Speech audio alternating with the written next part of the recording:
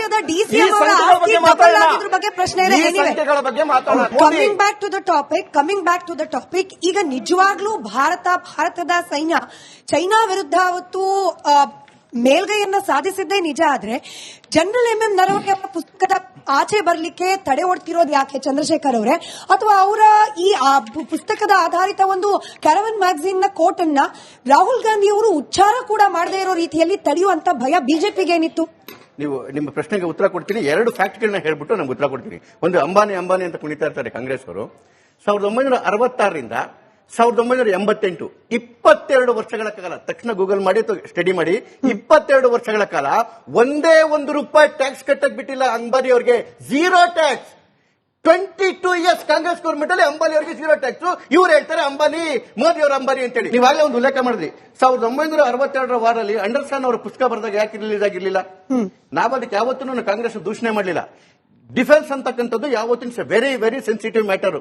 Defence ಆಗಲಿರ್ತಕ್ಕಂಥ ಒಂದೊಂದು ಸಣ್ಣ ಪದಗಳು ಕೂಡ ಅಲ್ಲೋಲ ಕಲ್ಲೋಲ ಮಾಡಬಹುದು. ಜೊತೆಗೆ ಈ ಪುಸ್ತಕ ಏನು ಬರೆದಿದ್ದಾರೆ, ಈ ಪುಸ್ತಕವನ್ನು ಉಲ್ಲೇಖ ಮಾಡ್ಕೊಂಡ್ ಬಂದಿರೋದು ಅವರು 40 ವರ್ಷದ ಅವ್ರದ್ದು ಏನು ಜೀವನ ಇದೆಯಲ್ಲ, ಆ ಜೀವನದಲ್ಲಿ ಅದರಲ್ಲಿ ಪ್ರಮುಖ ಘಟ್ಟಗಳು 2020ರಲ್ಲಿ ಏನು ನಡೀತಲ್ಲ, ಅದು ಗ್ಯಾಲ್ವನ್ ಭಾಗದಲ್ಲಿ ಇರ್ಬೋದು ಅಥವಾ ಕೈಲಾಸ್ ಭಾಗದಲ್ಲಿ ಇರ್ಬೋದು, ಕೇವಲ 5-6 ವರ್ಷಗಳ ಕೆಳಗೆ ಏನಾಗ್ತಿಲ್ಲ ಅದನ್ನ ಉಲ್ಲೇಖ ಮಾಡ್ಕೊಂಡು ಹೋಗಿದ್ದಾರೆ ಅಂತ ಇದೆಯಲ್ಲ. ಆವತ್ತಿನ ಪರಿಸ್ಥಿತಿಗೂ ಇವತ್ತಿನ ಪರಿಸ್ಥಿತಿಗೂ ಯಾವುದೇ ಬದಲಾವಣೆ ಆಗಿಲ್ಲ. ಸೊ ಯುದ್ಧದ ಪರಿಸ್ಥಿತಿ ಅಥವಾ ಅಡ್ವಾನ್ಸ್ಮೆಂಟ್ ಪರಿಸ್ಥಿತಿ ಅವತ್ತೇನಿದೆ ಇವತ್ತು ಕೂಡ ಅದೇ ಇದೆ. ಆವತ್ತು ತಗೊಂಡಿರ್ತಕ್ಕಂಥ ಡಿಸಿಷನ್ಗಳು ಆಗಿರ್ತಕ್ಕಂಥ ಹೆಚ್ಚು ಕಡಿಮೆಗಳೇನು ಅಲ್ಲಿ ಉಲ್ಲೇಖ ಆಗಿದ್ರೆ ಇವತ್ತು ಕೂಡ ಅಪ್ಲಿಕೇಬಲ್ ಆಗುತ್ತೆ. ಇವತ್ತು ಕೂಡ ಅದೇ ಗಾಲ್ವಾನ್ ಇರ್ಬೋದು, ಅದೇ ಡೋಕ್ಲಾಮ್ ಇರ್ಬೋದು, ಅಥವಾ ಅದೇ ಇದು ಕೈಲಾಶ್ ರೇಂಜ್ ಇರ್ಬೋದು, ಅದೇ ಸೆನ್ಸಿಟಿವ್ ಏರಿಯಾದಲ್ಲಿ ಇರ್ತಕ್ಕಂಥ LAC ಒಳಗಡೆ ಇರ್ತಕ್ಕಂಥ ಪ್ರದೇಶಗಳೇ. ಹಾಗಾಗಿ ಅಟ್ ಪ್ರೆಸೆಂಟ್ ಇರ್ತಕ್ಕಂಥ ವಿಷಯಗಳಲ್ಲಿ ಇದು ಸ್ಕ್ರೂಟಿನಿ ಆಗಲೇಬೇಕಾಗುತ್ತೆ. ಅದಕ್ಕೆ ನರವಾಣೆ ಅವರೇ ಈ ಮಾತನ್ನ ಹೇಳಿದ್ದಾರೆ. ಸ್ಕ್ರೂಟಿನಿ ಮಾಡ್ತಿರೋದು ಸರಿ ಇದೆ, ಅದು MOD ಮಿನಿಸ್ಟರ್ ಆಫ್ ಡಿಫೆನ್ಸ್ ಮತ್ತೆ ಅವರು ಪಬ್ಲಿಷರ್ಗೆ ಬಿಟ್ಟಂತಹ ವಿಚಾರ. ಇದಾದ್ಮೇಲೆ ANI ಸ್ಮಿತಾ ಪ್ರಕಾಶ್ ಅವರಿಗೆ ಮೊನ್ನೆ ಕೊಟ್ಟಂತಹ ಇಂಟರ್ವ್ಯೂನಲ್ಲಿ ನರವಾಣೆ ಅವರು ಅದನ್ನೇ ಹೇಳಿದ್ದಾರೆ. ನನ್ನನ್ನು ಮಿಸ್ಕೋಟ್ ಮಾಡ್ತಿದ್ದಾರೆ. Not an inch of Indian land has been lost to China. ಎಷ್ಟು? Not 1 inch. ಅದು ನೆಹರು ಚೈನಾಗೆ ಬಿಟ್ಕೊಟ್ಟಿದ್ದೆಷ್ಟು? 34,500 ಸ್ಕ್ವೇರ್ ಕಿಲೋಮೀಟರ್. ನಾನು ಆಡಿಯನ್ಸ್ ಗಳಿಗೆ ಹೋಗೋಕ್ ಮುಂಚೆ ಫಟ್ಕೆ ಸರ್, ನಮಗೆ ಅಂದ್ರೆ ಜನಸಾಮಾನ್ಯರಿಗೆ ಬೇಕಾಗಿರೋದು ಫ್ಯಾಕ್ಟ್ಸ್. ನೀವು ಅವಾಗ್ಲಿಂದ ಹೇಳ್ತಾ ಇರೋ ರೀತಿಯಲ್ಲಿ ಈಗ ವಿರೋಧ ಪಕ್ಷದವರು ತಮ್ಮ ಅನುಕೂಲಕ್ಕೆ ತಕ್ಕಂಗೆ, ಆಡಳಿತ ಪಕ್ಷದವರು ತಮ್ಮ ಅನುಕೂಲಕ್ಕೆ ತಕ್ಕಂಗೆ ನರೇಟಿವ್ ಬಿಲ್ಡ್ ಮಾಡ್ತಾ ಇರಬೇಕಾದ್ರೆ ಭಾರತ ಹಾಗೆ ಚೀನಾದ ನಡುವಿನ ಪರಿಸ್ಥಿತಿ ಆಕ್ಚುಯಲ್ ಆಗಿ ಹೇಗಿದೆ ತಿಳ್ಕೊಳ್ಳೋದು ಹೇಗೆ? ನೋಡಿ, ಆಕ್ಚುಯಲ್ ಆಗಿ ತಿಳ್ಕೊಳ್ಬೇಕು ಅಂತಂದ್ರೆ ಪಬ್ಲಿಕ್ ಡೊಮೈನ್ ನಲ್ಲಿ ಸಾಕಷ್ಟು ಮೆಟೀರಿಯಲ್ ಇದೆ, ಅದನ್ನ ನಾವು ನೋಡೋಣ. ಇದಿಷ್ಟೇ ಅಲ್ಲ, ಮತ್ತೆ ನಮ್ಮ ವಿವೇಚನೆಯಿಂದ ಯಾವ್ದು ಸರಿ ಯಾವ್ದು ತಪ್ಪು ಅನ್ನೋದನ್ನು ಗ್ರಹಿಕೆ ಮಾಡುವಷ್ಟು ಪ್ರಬುದ್ಧರು ನಮ್ಮ ನಾಗರಿಕರು ಅನ್ನೋದು ನನ್ನ ಸ್ಪಷ್ಟವಾದ ನಂಬಿಕೆ ಇದೆ. ಆಯ್ತಾ? ಆದ್ರಿಂದ ಈಗ ನೋಡಿ, ಜಗತ್ತಿನಲ್ಲಿ ಏನೇನಾಗ್ತಾ ಇದೆ ಎಲ್ಲವೂ ನಮಗೆ ಇವತ್ತು ಕೈ ಬೆರಳಲ್ಲಿ ಸಿಗ್ತಾ ಇದೆ. ಆದ್ರಿಂದ ಪಬ್ಲಿಕ್ ಡೊಮೈನ್ ನಲ್ಲಿ ಏನೇನಿದೆಯೋ ಅದೆಲ್ಲವೂ ಸಿಗುತ್ತೆ. ಪಾರ್ಲಿಮೆಂಟರಿ ಡಿಬೇಟ್ಸ್ ಕೂಡ ಅವೈಲೇಬಲ್ ಇದೆ, ಅದನ್ನೂ ನೋಡಿ. ಇದೆಲ್ಲದರಿಂದ ಫ್ಯಾಕ್ಟ್ಸ್ ಅನ್ನ ತೆಗೆದುಕೊಳ್ಳಿ ಅನ್ನೋದಷ್ಟೇ ನನ್ನ ಅಂಬೋಣ. ಏನು ಅಂತಂದ್ರೆ, ಇದ್ರೊಳಗೆ ಪಬ್ಲಿಷ್ ಆಗಿಲ್ದೇ ಇರೋ ಪುಸ್ತಕದ ಬಗ್ಗೆ ಚರ್ಚೆ ಅಥವಾ ಇನ್ನೂ ಏನೋ ಇರಬಹುದು ಅನ್ನೋ ಊಹಾಪೋಹ ಮಾಡೋ ಬದಲು ಪಬ್ಲಿಕ್ ಡೊಮೈನ್ ನಲ್ಲಿರುವಂತಹ ಪಾರ್ಲಿಮೆಂಟ್ ಅಂದ್ರೆ ನಮ್ಮ ಏನು ಸಂವಿಧಾನದ ವ್ಯವಸ್ಥೆಯೊಳಗೆ ಯಾವುದು ಫ್ಯಾಕ್ಟ್ ಯಾವ್ದು ಫ್ಯಾಕ್ಟ್ ಅಲ್ಲ ಅನ್ನೋದು ಅಥೆಂಟಿಕ್ ಆಗಿ ಬರುವಂತದ್ದು ಪಾರ್ಲಿಮೆಂಟ್ ಅಲ್ಲಿರುವಂತಹ ಡಿಬೇಟ್ಸ್ ಒಳಗೆ ಮಿನಿಸ್ಟರ್ಗಳು ಅಥವಾ ಸರ್ಕಾರದ ಸಚಿವಾಲಯಗಳು ಕೊಟ್ಟಿರುವಂತಹ ಆನ್ಸರ್ ಗಳನ್ನ ನೋಡಿದ್ರೆ ನಮಗೆ ತಥ್ಯ ಗೊತ್ತಾಗುತ್ತೆ. ಅದನ್ನ ನೋಡಬಹುದು. It is available in public domain. Tax free ಬಗ್ಗೆ ಮಾತಾಡಿದ್ರಿ. 2047ರವರೆಗೆ ದೇಶದಲ್ಲಿ ಕಟ್ಟುವಂತ ಡೇಟಾ ಸೆಂಟರ್ಗಳಿಗೆ ಟ್ಯಾಕ್ಸ್ ಫ್ರೀ ಘೋಷಣೆ ಮಾಡಿದ್ದಾರೆ. ಡೇಟಾ ಸೆಂಟರ್ ಯಾರು ಕಟ್ತಾರೆ ಅಂತ ನಮ್ಮೆಲ್ರಿಗೂ ಗೊತ್ತು, ಅಂಬಾನಿ ಮತ್ತು ಅದಾನಿಗಳು. ಸರಿ, ಓಕೆ. ಭ್ರಷ್ಟಾಚಾರದ ಒಂದು ಪ್ರಶ್ನೆ ಹೇಳ್ತೀನಿ, ಉತ್ತರ ಕೊಡಲೇಬೇಕು. ಸ್ಕಿಲ್ ಇಂಡಿಯಾ ಬಗ್ಗೆ ಮಾತಾಡಲೇಬೇಕು. ಅದು 4,000 ಕೋಟಿ ಭ್ರಷ್ಟಾಚಾರ ರೀ. 4,500 ಕೋಟಿ ಭ್ರಷ್ಟಾಚಾರ ನಡೆದಿದೆ. ಮಾತಾಡ್ರಿ ಅದ್ರ ಬಗ್ಗೆ. 90 ಲಕ್ಷ ಜನ ಸ್ಕಿಲ್ ಇಂಡಿಯಾ ಬಗ್ಗೆ 95 ಲಕ್ಷ ಅಪ್ಲಿಕೆಂಟ್ಗಳಲ್ಲಿ 90 ಲಕ್ಷ ಫೇಕ್ ಅಕೌಂಟ್ಗಳಿವೆ. ಅದ್ರ ಬಗ್ಗೆ ಮಾತಾಡಬೇಕು. ಕೇಂದ್ರ ಸರ್ಕಾರ ಒಪ್ಕೊಂಡಿದೆ. 170 ಸೆಂಟರ್ಗಳನ್ನ ಬ್ಲಾಕ್ ಲಿಸ್ಟ್ ಮಾಡಿದ್ದಾರೆ ಹೊರತು ಅವರಿಂದ ಹಣವನ್ನ ವಾಪಸ್ ಪಡೆಯುವ ಬಗ್ಗೆ ಒಬ್ರನ್ನ ಬಂಧಿಸಿಲ್ಲ ರೀ. ಒಬ್ರು ರಾಜೀನಾಮೆ ಕೊಟ್ಟಿಲ್ಲ ರೀ. 14,000 ಕೋಟಿ ಭ್ರಷ್ಟಾಚಾರ ನಡೆದಿದೆ. ಮಾತಾಡ್ರಿ ಅದ್ರ ಬಗ್ಗೆ. ಒಳ್ಳೆ ಪ್ರಶ್ನೆ ಕೇಳಿದ್ರು. ಯಾವ್ಯಾವ ರೀತಿ ಒಳಗಡೆ ಆಗಿತ್ತು ಏನೇನು ಅಂತ ಹೇಳಿ ಆಗ್ಲೇನೆ ಡಿಪಾರ್ಟ್ಮೆಂಟ್ ಮಿನಿಸ್ಟ್ರಿಯಿಂದ ಬಂದಿದೆ. ಸಪೋಸ್ ತಡ್ಕೊಳ್ರಿ, ಒಂದ್ ನಿಮಿಷ ಪ್ರಶ್ನೆ ಕೇಳಿದ್ಮೇಲೆ ಸಮಾಧಾನ ಕೂತ್ಕೊಳ್ಳಿ, ಸಮಾಧಾನ. ನಿಮ್ ನೋವು ಅರ್ಥ ಆಗುತ್ತೆ ನೋಡಿ. ಆ ಡಿಪಾರ್ಟ್ಮೆಂಟ್ ಅಲ್ಲಿ ಆಗಿರ್ತಕ್ಕಂಥ ಎಲ್ಲಾ ವಿಚಾರದಲ್ಲೂ ಅದನ್ನ ಏನೇನು ನಡೆದಿದೆ, ಅದು ಯಾವ್ಯಾವ್ದನ್ನ ಬ್ಲಾಕ್ ಲಿಸ್ಟ್ ಮಾಡಿದೀವಿ, ಯಾವ್ಯಾವ ರೀತಿ ಹಣವನ್ನ ವಾಪಸ್ ಇದು ಮಾಡ್ತಿದೀವಿ ಅಂತಕ್ಕಂಥದ್ದು ಅಷ್ಟು ಬಂದಿದೆ. ಸಪೋಸ್ ಆ ರೀತಿಯಲ್ಲಿ ಯಾವ್ದಾದ್ರು ಒಂದು ಭ್ರಷ್ಟಾಚಾರ ಆಗಿದೆ, ಇಲ್ಲಿವರೆಗೂ ನಾನು ಅವತ್ತಿನ ಅದನ್ನ ಪ್ರಶ್ನೆ ಕೇಳ್ತಾ ಇದ್ದೀನಿ. ಇದೇ ವಿಚಾರದಲ್ಲಿ ಒಬ್ಬರನ್ನು ಈಡಿಗಾಗ್ಲಿ ಕಂಪ್ಲೇಂಟ್ ಕೊಡೋದಾಗ್ಲಿ, ಒಬ್ಬರು ಒಂದು ಪೊಲೀಸ್ FIR ಮಾಡೋದಾಗ್ಲಿ ಯಾವ್ದು ರಾಜ್ಯದ DCM ಅವರ ಆಸ್ತಿ ಡಬಲ್ ಆಗಿದ್ರ ಬಗ್ಗೆ ಪ್ರಶ್ನೆ ಇದೆ. ಸಂಖ್ಯೆಗಳ ಬಗ್ಗೆ ಮಾತಾಡೋಣ. Coming back to the topic ಈಗ ನಿಜವಾಗ್ಲೂ ಭಾರತದ ಸೈನ್ಯ ಚೈನಾ ವಿರುದ್ಧ ಅವತ್ತು ಮೇಲ್ಗೈಯನ್ನ ಸಾಧಿಸಿದ್ದೇ ನಿಜ ಆದ್ರೆ ಜನರಲ್ MM ನರವಣೆ ಅವರ ಪುಸ್ತಕದ ಆಚೆ ಬರ್ಲಿಕ್ಕೆ ತಡೆ ಒಡ್ತಿರೋದು ಯಾಕೆ ಚಂದ್ರಶೇಖರ್ ಅವರೇ?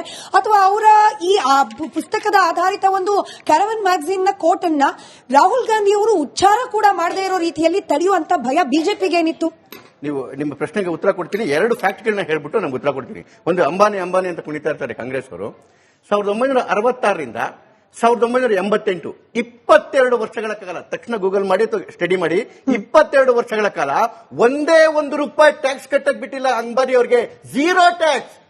22 ಇಯರ್ಸ್ ಕಾಂಗ್ರೆಸ್ ಗೌರ್ಮೆಂಟ್ ಅಲ್ಲಿ ಅಂಬಾನಿ ಅವರಿಗೆ 0 ಟ್ಯಾಕ್ಸ್. ಇವ್ರು ಹೇಳ್ತಾರೆ ಅಂಬಾನಿ, ಮೋದಿ ಅವರ ಅಂಬಾನಿ ಅಂತೇಳಿ. ನೀವಾಗಲೇ ಒಂದು ಉಲ್ಲೇಖ ಮಾಡಿದ್ರಿ. 1962ರ ವಾರಲ್ಲಿ ಅಂಡರ್ಸ್ಟ್ಯಾಂಡ್ ಅವರ ಪುಸ್ತಕ ಬರೆದಾಗ ಯಾಕೆ ರಿಲೀಸ್ ಆಗಿರ್ಲಿಲ್ಲ? ನಾವು ಅದಕ್ಕೆ ಯಾವತ್ತೂ ಕಾಂಗ್ರೆಸ್ ದೂಷಣೆ ಮಾಡಲಿಲ್ಲ. ಡಿಫೆನ್ಸ್ ಅಂತಕ್ಕಂಥದ್ದು ಯಾವತ್ತಿನ very very sensitive matter. Defence ಆಗಲಿರ್ತಕ್ಕಂಥ ಒಂದೊಂದು ಸಣ್ಣ ಪದಗಳು ಕೂಡ ಅಲ್ಲೋಲ ಕಲ್ಲೋಲ ಮಾಡಬಹುದು. ಜೊತೆಗೆ ಈ ಪುಸ್ತಕ ಏನು ಬರೆದಿದ್ದಾರೆ, ಈ ಪುಸ್ತಕವನ್ನು ಉಲ್ಲೇಖ ಮಾಡ್ಕೊಂಡ್ ಬಂದಿರೋದು ಅವರು 40 ವರ್ಷದ ಅವ್ರದ್ದು ಏನು ಜೀವನ ಇದೆಯಲ್ಲ, ಆ ಜೀವನದಲ್ಲಿ ಅದರಲ್ಲಿ ಪ್ರಮುಖ ಘಟ್ಟಗಳು 2020ರಲ್ಲಿ ಏನು ನಡೀತಲ್ಲ, ಅದು ಗ್ಯಾಲ್ವನ್ ಭಾಗದಲ್ಲಿ ಇರ್ಬೋದು ಅಥವಾ ಕೈಲಾಸ್ ಭಾಗದಲ್ಲಿ ಇರ್ಬೋದು, ಕೇವಲ 5-6 ವರ್ಷಗಳ ಕೆಳಗೆ ಏನಾಗ್ತಿಲ್ಲ ಅದನ್ನ ಉಲ್ಲೇಖ ಮಾಡ್ಕೊಂಡು ಹೋಗಿದ್ದಾರೆ ಅಂತ ಇದೆಯಲ್ಲ. ಆವತ್ತಿನ ಪರಿಸ್ಥಿತಿಗೂ ಇವತ್ತಿನ ಪರಿಸ್ಥಿತಿಗೂ ಯಾವುದೇ ಬದಲಾವಣೆ ಆಗಿಲ್ಲ. ಸೊ ಯುದ್ಧದ ಪರಿಸ್ಥಿತಿ ಅಥವಾ ಅಡ್ವಾನ್ಸ್ಮೆಂಟ್ ಪರಿಸ್ಥಿತಿ ಅವತ್ತೇನಿದೆ ಇವತ್ತು ಕೂಡ ಅದೇ ಇದೆ. ಆವತ್ತು ತಗೊಂಡಿರ್ತಕ್ಕಂಥ ಡಿಸಿಷನ್ಗಳು ಆಗಿರ್ತಕ್ಕಂಥ ಹೆಚ್ಚು ಕಡಿಮೆಗಳೇನು ಅಲ್ಲಿ ಉಲ್ಲೇಖ ಆಗಿದ್ರೆ ಇವತ್ತು ಕೂಡ ಅಪ್ಲಿಕೇಬಲ್ ಆಗುತ್ತೆ. ಇವತ್ತು ಕೂಡ ಅದೇ ಗಾಲ್ವಾನ್ ಇರ್ಬೋದು, ಅದೇ ಡೋಕ್ಲಾಮ್ ಇರ್ಬೋದು, ಅಥವಾ ಅದೇ ಇದು ಕೈಲಾಶ್ ರೇಂಜ್ ಇರ್ಬೋದು, ಅದೇ ಸೆನ್ಸಿಟಿವ್ ಏರಿಯಾದಲ್ಲಿ ಇರ್ತಕ್ಕಂಥ LAC ಒಳಗಡೆ ಇರ್ತಕ್ಕಂಥ ಪ್ರದೇಶಗಳೇ. ಹಾಗಾಗಿ ಅಟ್ ಪ್ರೆಸೆಂಟ್ ಇರ್ತಕ್ಕಂಥ ವಿಷಯಗಳಲ್ಲಿ ಇದು ಸ್ಕ್ರೂಟಿನಿ ಆಗಲೇಬೇಕಾಗುತ್ತೆ. ಅದಕ್ಕೆ ನರವಾಣೆ ಅವರೇ ಈ ಮಾತನ್ನ ಹೇಳಿದ್ದಾರೆ. ಸ್ಕ್ರೂಟಿನಿ ಮಾಡ್ತಿರೋದು ಸರಿ ಇದೆ, ಅದು MOD ಮಿನಿಸ್ಟರ್ ಆಫ್ ಡಿಫೆನ್ಸ್ ಮತ್ತೆ ಅವರು ಪಬ್ಲಿಷರ್ಗೆ ಬಿಟ್ಟಂತಹ ವಿಚಾರ. ಇದಾದ್ಮೇಲೆ ANIS ಸ್ಮಿತಾ ಪ್ರಕಾಶ್ ಅವರಿಗೆ ಮೊನ್ನೆ ಕೊಟ್ಟಂತಹ ಇಂಟರ್ವ್ಯೂನಲ್ಲಿ ನರವಾಣೆ ಅವರು ಅದನ್ನೇ ಹೇಳಿದ್ದಾರೆ. ನನ್ನನ್ನು ಮಿಸ್ಕೋಟ್ ಮಾಡ್ತಿದ್ದಾರೆ. Not an inch of Indian land has been lost to China. ಎಷ್ಟು? Not 1 inch. ಅದು ನೆಹರು ಚೈನಾಗೆ ಬಿಟ್ಕೊಟ್ಟಿದ್ದೆಷ್ಟು? 34,500 ಸ್ಕ್ವೇರ್ ಕಿಲೋಮೀಟರ್. ನಾನು ಆಡಿಯನ್ಸ್ ಗಳಿಗೆ ಹೋಗೋಕ್ ಮುಂಚೆ ಫಟ್ಕೆ ಸರ್, ನಮಗೆ ಅಂದ್ರೆ ಜನಸಾಮಾನ್ಯರಿಗೆ ಬೇಕಾಗಿರೋದು ಫ್ಯಾಕ್ಟ್ಸ್. ನೀವು ಅವಾಗ್ಲಿಂದ ಹೇಳ್ತಾ ಇರೋ ರೀತಿಯಲ್ಲಿ ಈಗ ವಿರೋಧ ಪಕ್ಷದವರು ತಮ್ಮ ಅನುಕೂಲಕ್ಕೆ ತಕ್ಕಂಗೆ, ಆಡಳಿತ ಪಕ್ಷದವರು ತಮ್ಮ ಅನುಕೂಲಕ್ಕೆ ತಕ್ಕಂಗೆ ನರೇಟಿವ್ ಬಿಲ್ಡ್ ಮಾಡ್ತಾ ಇರಬೇಕಾದ್ರೆ ಭಾರತ ಹಾಗೆ ಚೀನಾದ ನಡುವಿನ ಪರಿಸ್ಥಿತಿ ಆಕ್ಚುಯಲ್ ಆಗಿ ಹೇಗಿದೆ ತಿಳ್ಕೊಳ್ಳೋದು ಹೇಗೆ? ನೋಡಿ, ಆಕ್ಚುಯಲ್ ಆಗಿ ತಿಳ್ಕೊಳ್ಬೇಕು ಅಂತಂದ್ರೆ ಪಬ್ಲಿಕ್ ಡೊಮೈನ್ ನಲ್ಲಿ ಸಾಕಷ್ಟು ಮೆಟೀರಿಯಲ್ ಇದೆ, ಅದನ್ನ ನಾವು ನೋಡೋಣ. ಇದು ಇಷ್ಟೇ ಅಲ್ಲ, ಮತ್ತೆ ನಮ್ಮ ವಿವೇಚನೆಯಿಂದ ಯಾವ್ದು ಸರಿ ಯಾವ್ದು ತಪ್ಪು ಅನ್ನೋದನ್ನು ಗ್ರಹಿಕೆ ಮಾಡುವಷ್ಟು ಪ್ರಬುದ್ಧರು ನಮ್ಮ ನಾಗರಿಕರು ಅನ್ನೋದು ನನ್ನ ಸ್ಪಷ್ಟವಾದ ನಂಬಿಕೆ ಇದೆ. ಆಯ್ತಾ? ಆದ್ರಿಂದ ಈಗ ನೋಡಿ, ಜಗತ್ತಿನಲ್ಲಿ ಏನೇನ್ ಆಗ್ತಾ ಇದೆ ಎಲ್ಲವೂ ನಮಗೆ ಇವತ್ತು ಕೈ ಬೆರಳಲ್ಲಿ ಸಿಗ್ತಾ ಇದೆ. ಆದ್ರಿಂದ ಪಬ್ಲಿಕ್ ಡೊಮೈನ್ ನಲ್ಲಿ ಏನೇನಿದೆಯೋ ಅದೆಲ್ಲವೂ ಸಿಗುತ್ತೆ. ಪಾರ್ಲಿಮೆಂಟರಿ ಡಿಬೇಟ್ಸ್ ಕೂಡ ಅವೈಲೇಬಲ್ ಇದೆ, ಅದನ್ನೂ ನೋಡಿ. ಇದು ಎಲ್ಲದರಿಂದ ಫ್ಯಾಕ್ಟ್ಸ್ ಅನ್ನ ತೆಗೆದುಕೊಳ್ಳಿ ಅನ್ನೋದಷ್ಟೇ ನನ್ನ ಅಂಬೋಣ. ಏನು ಅಂತಂದ್ರೆ, ಇದ್ರೊಳಗೆ ಪಬ್ಲಿಷ್ ಆಗಿಲ್ದೇ ಇರೋ ಪುಸ್ತಕದ ಬಗ್ಗೆ ಚರ್ಚೆ ಅಥವಾ ಇನ್ನೂ ಏನೋ ಇರಬಹುದು ಅನ್ನೋ ಊಹಾಪೋಹ ಮಾಡೋ ಬದಲು ಪಬ್ಲಿಕ್ ಡೊಮೈನ್ ನಲ್ಲಿರುವಂತಹ ಪಾರ್ಲಿಮೆಂಟ್ ಅಂದ್ರೆ ನಮ್ಮ ಏನು ಸಂವಿಧಾನದ ವ್ಯವಸ್ಥೆಯೊಳಗೆ ಯಾವುದು ಫ್ಯಾಕ್ಟ್ ಯಾವ್ದು ಫ್ಯಾಕ್ಟ್ ಅಲ್ಲ ಅನ್ನೋದು ಅಥೆಂಟಿಕ್ ಆಗಿ ಬರುವಂತದ್ದು ಪಾರ್ಲಿಮೆಂಟ್ ಅಲ್ಲಿರುವಂತಹ ಡಿಬೇಟ್ಸ್ ಒಳಗೆ ಮಿನಿಸ್ಟರ್ಗಳು ಅಥವಾ ಸರ್ಕಾರದ ಸಚಿವಾಲಯಗಳು ಕೊಟ್ಟಿರುವಂತಹ ಆನ್ಸರ್ ಗಳನ್ನ ನೋಡಿದ್ರೆ ನಮಗೆ ತಥ್ಯ ಗೊತ್ತಾಗುತ್ತೆ. ಅದನ್ನ ನೋಡಬಹುದು. It is available in public domain. Tax free ಬಗ್ಗೆ ಮಾತಾಡಿದ್ರಿ. 2047ರವರೆಗೆ ದೇಶದಲ್ಲಿ ಕಟ್ಟುವಂತ ಡೇಟಾ ಸೆಂಟರ್ಗಳಿಗೆ ಟ್ಯಾಕ್ಸ್ ಫ್ರೀ ಘೋಷಣೆ ಮಾಡಿದ್ದಾರೆ. ಡೇಟಾ ಸೆಂಟರ್ ಯಾರು ಕಟ್ತಾರೆ ಅಂತ ನಮ್ಮೆಲ್ರಿಗೂ ಗೊತ್ತು, ಅಂಬಾನಿ ಮತ್ತು ಅದಾನಿಗಳು. ಸರಿ, ಓಕೆ, ಭ್ರಷ್ಟಾಚಾರದ ಒಂದು ಪ್ರಶ್ನೆ ಹೇಳ್ತೀನಿ, ನೀವು ಉತ್ತರ ಕೊಡಲೇಬೇಕು. ಸ್ಕಿಲ್ ಇಂಡಿಯಾ ಬಗ್ಗೆ ಮಾತಾಡಲೇಬೇಕು. ಅದು 4,000 ಕೋಟಿ ಭ್ರಷ್ಟಾಚಾರ ರೀ. 4,500 ಕೋಟಿ ಭ್ರಷ್ಟಾಚಾರ ನಡೆದಿದೆ, ಮಾತಾಡ್ರಿ ಅದ್ರ ಬಗ್ಗೆ. 90 ಲಕ್ಷ ಜನ ಸ್ಕಿಲ್ ಇಂಡಿಯಾ ಬಗ್ಗೆ 95 ಲಕ್ಷ ಅಪ್ಲಿಕೆಂಟ್ಗಳಲ್ಲಿ 90 ಲಕ್ಷ ಫೇಕ್ ಅಕೌಂಟ್ಗಳಿವೆ. ಅದ್ರ ಬಗ್ಗೆ ಮಾತಾಡಬೇಕು. ಕೇಂದ್ರ ಸರ್ಕಾರ ಒಪ್ಕೊಂಡಿದೆ. 170 ಸೆಂಟರ್ಗಳನ್ನ ಬ್ಲಾಕ್ ಲಿಸ್ಟ್ ಮಾಡಿದ್ದಾರೆ ಹೊರತು ಅವರಿಂದ ಹಣವನ್ನ ವಾಪಸ್ ಪಡೆಯುವ ಬಗ್ಗೆ ಒಬ್ರನ್ನ ಬಂಧಿಸಿಲ್ಲ ರೀ. ಒಬ್ರು ರಾಜೀನಾಮೆ ಕೊಟ್ಟಿಲ್ಲ ರೀ. 14,000 ಕೋಟಿ ಭ್ರಷ್ಟಾಚಾರ ನಡೆದಿದೆ, ಮಾತಾಡ್ರಿ ಅದ್ರ ಬಗ್ಗೆ. ಒಳ್ಳೆ ಪ್ರಶ್ನೆ ಕೇಳಿದ್ರು. ಯಾವ್ಯಾವ ರೀತಿ ಒಳಗಡೆ ಆಗಿತ್ತು ಏನೇನು ಅಂತ ಹೇಳಿ ಆಗ್ಲೇನೆ ಡಿಪಾರ್ಟ್ಮೆಂಟ್ ಮಿನಿಸ್ಟ್ರಿಯಿಂದ ಬಂದಿದೆ. ಸಪೋಸ್ ತಡ್ಕೊಳ್ರಿ, ಒಂದ್ ನಿಮಿಷ ಪ್ರಶ್ನೆ ಕೇಳಿದ್ಮೇಲೆ ಸಮಾಧಾನ ಕೂತ್ಕೊಳ್ಳಿ, ಸಮಾಧಾನ, ನಿಮ್ ನೋವು ಅರ್ಥ ಆಗುತ್ತೆ. ನೋಡಿ, ಆ ಡಿಪಾರ್ಟ್ಮೆಂಟ್ ಅಲ್ಲಿ ಆಗಿರ್ತಕ್ಕಂಥ ಎಲ್ಲಾ ವಿಚಾರದಲ್ಲೂ ಅದನ್ನ ಏನೇನು ನಡೆದಿದೆ, ಅದು ಯಾವ್ಯಾವ್ದನ್ನ ಬ್ಲಾಕ್ ಲಿಸ್ಟ್ ಮಾಡಿದೀವಿ, ಯಾವ್ಯಾವ ರೀತಿ ಹಣವನ್ನ ವಾಪಸ್ ಇದು ಮಾಡ್ತಿದೀವಿ ಅಂತಕ್ಕಂಥದ್ದು ಅಷ್ಟು ಬಂದಿದೆ. ಸಪೋಸ್ ಆ ರೀತಿಯಲ್ಲಿ ಯಾವ್ದಾದ್ರು ಒಂದು ಭ್ರಷ್ಟಾಚಾರ ಆಗಿದೆ, ಇಲ್ಲಿವರೆಗೂ ನಾನು ಅವತ್ತಿನ ಅದನ್ನ ಪ್ರಶ್ನೆ ಕೇಳ್ತಾ ಇದ್ದೀನಿ, ಇದೇ ವಿಚಾರದಲ್ಲಿ ಒಬ್ಬರನ್ನು ಈಡಿಗಾಗ್ಲಿ ಕಂಪ್ಲೇಂಟ್ ಕೊಡೋದಾಗ್ಲಿ, ಒಬ್ಬರು ಒಂದು ಪೊಲೀಸ್ FIR ಮಾಡೋದಾಗ್ಲಿ ಯಾವುದಕ್ಕೂ